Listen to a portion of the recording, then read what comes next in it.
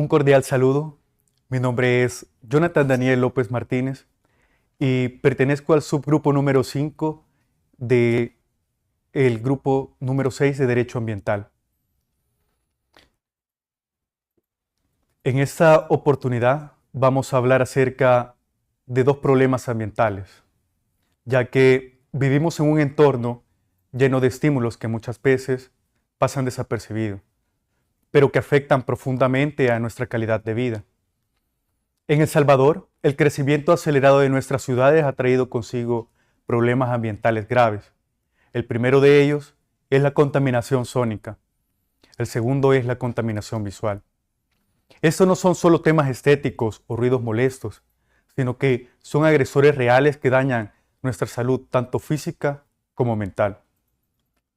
Mientras que el exceso de ruido altera nuestro descanso y productividad, la saturación de anuncios y cables degradan el paisaje de nuestras comunidades.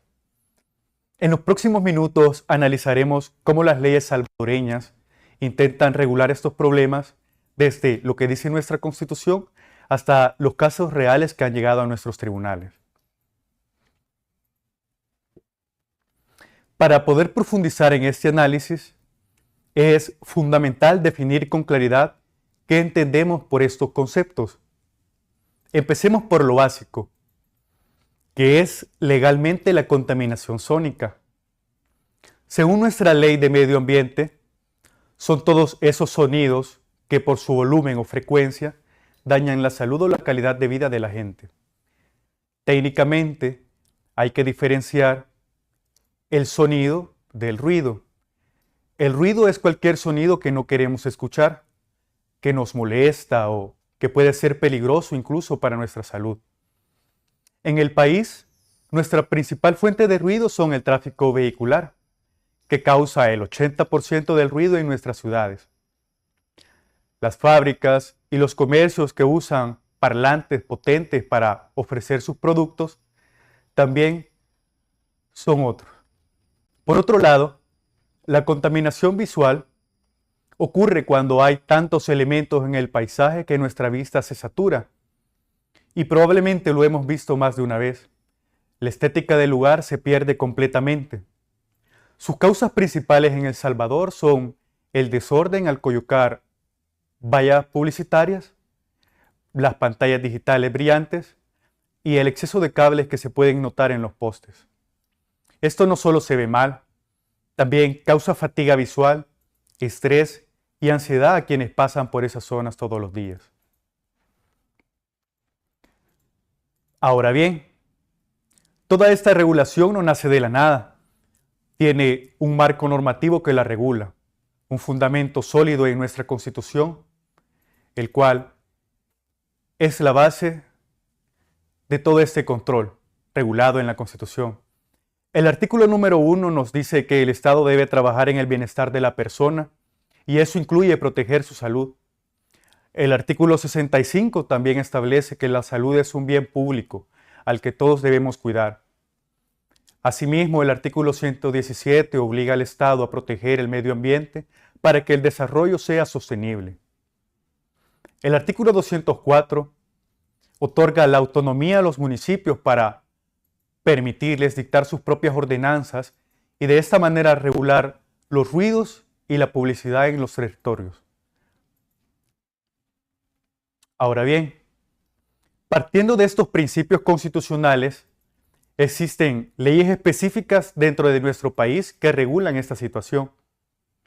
Principalmente para el ruido, tenemos la Ley de Medio Ambiente, que prohíbe pasar de ciertos límites de volumen. El Código de Salud también es clave porque permite al Ministerio de Salud vigilar los ruidos en las fábricas o discotecas. Incluso el Código Penal en su artículo 255 castigan con cárcel a quienes provoquen ruidos tan fuertes que pongan en peligro la salud de los vecinos. En cuanto a la contaminación visual, todavía no tenemos una ley nacional única que regule toda la publicidad. Lo que hay son normas dispersas, como la ley de transporte que prohíbe anuncios que distraigan a los conductores. Por eso, las alcaldías son las que más trabajan en este tema usando sus propias ordenanzas municipales Un buen ejemplo que puedo citar es la ordenanza del Centro Histórico de San Salvador, que controla los rótulos para que no arruinen la vista de los edificios antiguos que pertenecen al patrimonio cultural. Pero el cumplimiento de estas normas requieren de instituciones responsables. Veamos entonces a qué autoridades debemos acudir ante estos problemas.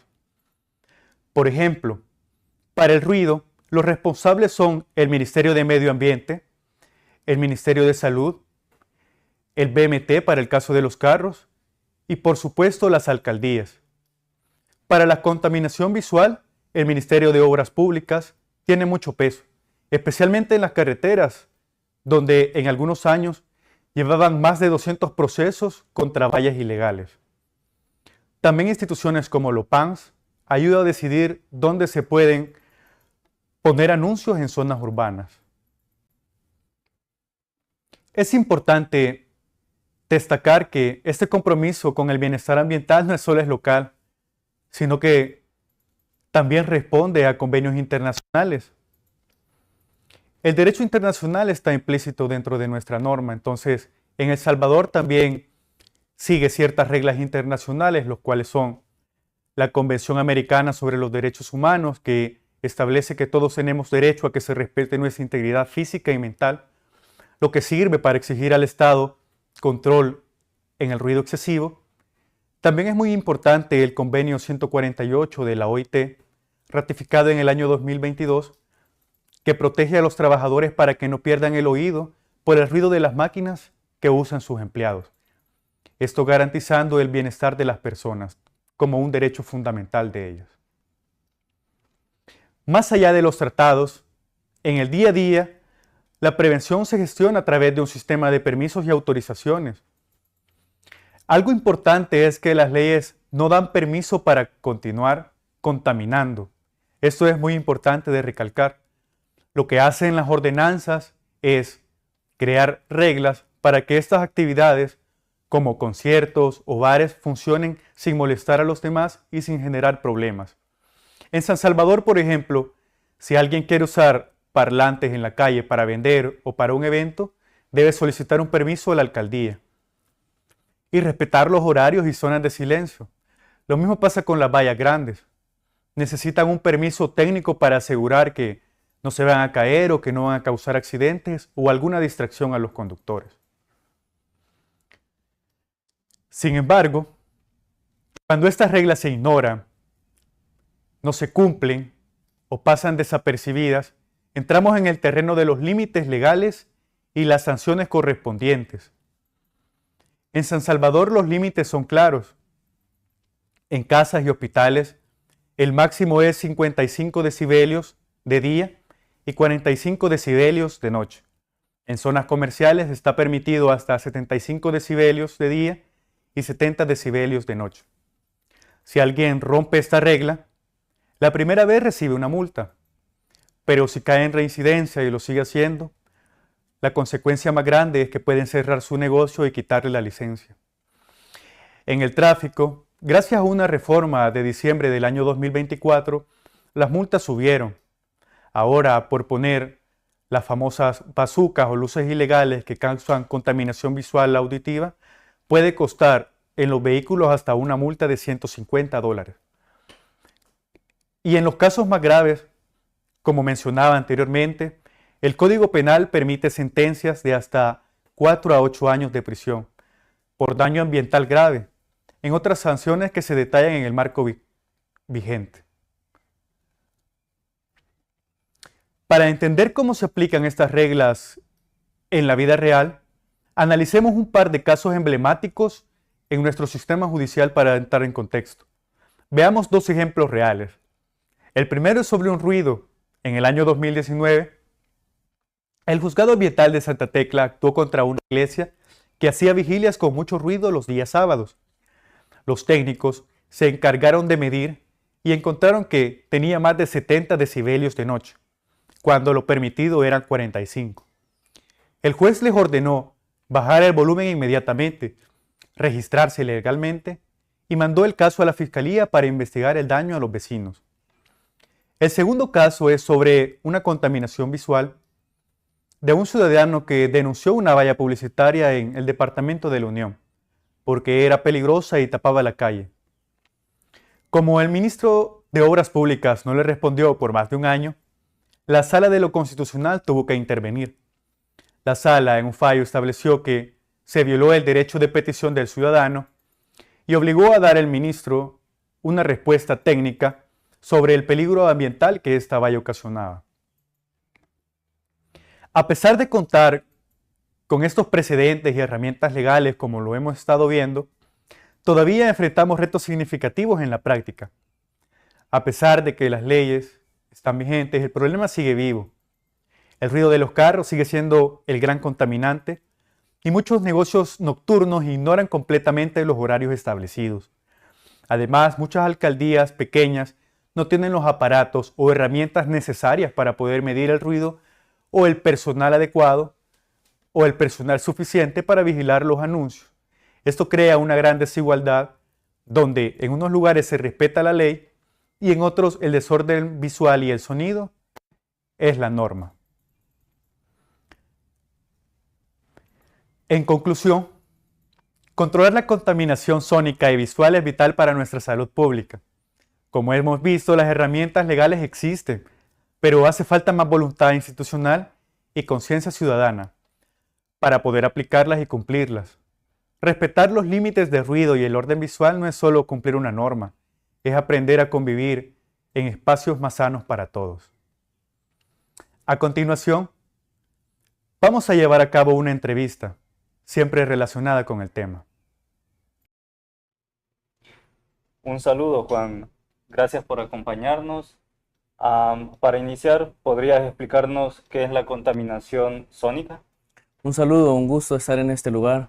Gracias también por la invitación. La contaminación sónica es la presencia de sonidos o ruidos excesivos que afectan a la salud y también al bienestar de las personas. Se considera contaminación sónica cuando el ruido interfiere, por ejemplo, con actividades que son diarias o normales, como dormir, estudiar, trabajar o incluso descansar. Y, Juan, ¿cuáles son las principales fuentes de contaminación sónica en nuestro país? Principalmente consideramos que proviene del tráfico vehicular, industrias, actividades comerciales, incluso el ruido generado por automóviles, motocicletas, altoparlantes y establecimientos comerciales que a veces utilizan equipos de sonido a altos niveles. Perfecto. ¿Y qué efectos puede causar este tipo de contaminación? Algunos de los efectos pueden ser físicos, incluso también psicológicos. Entre ellos podemos mencionar el estrés, la ansiedad, trastornos del sueño, irritabilidad e incluso problemas auditivos y cardiovasculares cuando la exposición es constante. Desde el punto de vista legal, ¿existe alguna regulación en El Salvador sobre este problema? Sí, fíjate que existe bastante normativa relacionada a este tema. Por ejemplo, está la Ley del Medio Ambiente, el Código de Salud, el Código Penal y la Ley de Transporte Terrestre que regulan aspectos relacionados con el ruido y también con las emisiones sonoras. Además, también algunas municipalidades cuentan con ordenanzas muy específicas sobre este tema. Bueno, ¿y qué establece la legislación sobre los niveles de ruido permitidos? Por ejemplo, en el municipio de San Salvador existen límites máximos de ruido, dependiendo de la zona, incluso el horario. En áreas habitacionales, durante el día se permiten hasta 55 decibeles y por la noche hasta 45 decibeles. Ahora bien, pasando al tema visual, ¿qué es la contaminación visual? La contaminación visual ocurre cuando existen elementos que alteran negativamente el paisaje o la estética del lugar, como exceso, por ejemplo, de vallas publicitarias, anuncios muy luminosos, cables desordenados o construcciones, ¿verdad? Que son muy poco armoniosas. ¿Qué problema genera la contaminación visual? Puede generar estrés, fatiga visual, una sensación de desorden urbano. Además, también en algunos casos puede afectar la seguridad vial, cuando por ejemplo los anuncios distraen a conductores o también interfieren con señales de tránsito. Y dime, ¿existe regulación jurídica sobre la contaminación visual? Sí, fíjate que sí existe, aunque no existe una ley especializada, ¿verdad? Exclusivamente en contaminación visual. Sin embargo, por ejemplo, hay regulaciones mediante ordenanzas municipales, leyes, por ejemplo, como la del transporte terrestre, que prohíbe anuncios que presenten peligro para los peatones y conductores. Perfecto. Ahora dime, ¿qué instituciones son responsables de controlar estas problemáticas? Va a depender del caso. Por ejemplo, intervienen alcaldías municipales, el Ministerio de Medio Ambiente, el Ministerio de Salud, el Viceministerio de Transporte y en algunos casos graves, incluso la Fiscalía General de la República. Perfecto. Finalmente, Juan, ¿qué consideras que hace falta para disminuir la contaminación sónica y visual en El Salvador? Especialmente considero que hace falta una mayor educación ambiental, controles también más estrictos, una mejor aplicación de las leyes existentes, así como también es importante que la población tome conciencia sobre cómo estas problemáticas afectan la calidad de vida de todos los pobladores. Excelente aporte, Juan. Muchas gracias por compartir esta información. Gracias a ti, Ricardo, por permitirnos este espacio. La contaminación sónica y visual se ha convertido en una problemática cada vez más evidente dentro de nuestra sociedad, especialmente en las zonas urbanas de El Salvador. Muchas veces las personas consideran normal convivir diariamente con ruidos excesivos, publicidad invasiva, bocinas a alto volumen, escapes modificados, tráfico vehicular y una gran saturación visual en las calles. Sin embargo, estos factores generan consecuencias reales en la salud física, mental y emocional de la población. El ruido excesivo afecta el descanso, la tranquilidad y la comunicación entre las personas, además de provocar estrés, ansiedad, problemas de concentración e incluso daños auditivos permanentes. Por otra parte, la contaminación visual altera el paisaje urbano, genera fatiga visual y contribuye a crear ambientes desordenados que afectan la calidad de vida de los ciudadanos. A lo largo de esta investigación, se pudo observar que en El Salvador sí existe un marco jurídico que regula estas problemáticas, tanto a nivel constitucional como mediante leyes, reglamentos y ordenanzas municipales. Instituciones como las alcaldías, el Ministerio de Medio Ambiente, el Ministerio de Salud y otras entidades poseen competencias para controlar, sancionar y prevenir este tipo de contaminación. No obstante, muchas veces las normas no son aplicadas de manera efectiva, debido a la falta de controles, recursos técnicos y educación ambiental. También es importante comprender que esta problemática no depende únicamente de las autoridades, sino también de la conducta de cada ciudadano. El respeto hacia los demás implica evitar generar ruidos innecesarios, utilizar responsablemente equipos de sonido y contribuir al cuidado del entorno visual de nuestras ciudades y comunidades. Finalmente, puede concluirse que combatir la contaminación sónica y visual requiere una combinación entre regulación legal, educación ambiental y conciencia social. Solo mediante la participación conjunta del Estado y la ciudadanía será posible construir espacios más saludables, ordenados y respetuosos para las presentes y futuras generaciones. Como grupo estamos agradecidos por su amable atención y esperamos que con nuestro trabajo se pueda aportar algo más a lo que es esta problemática que no solo afecta a un sector de la población, sino que nos afecta a todos en general.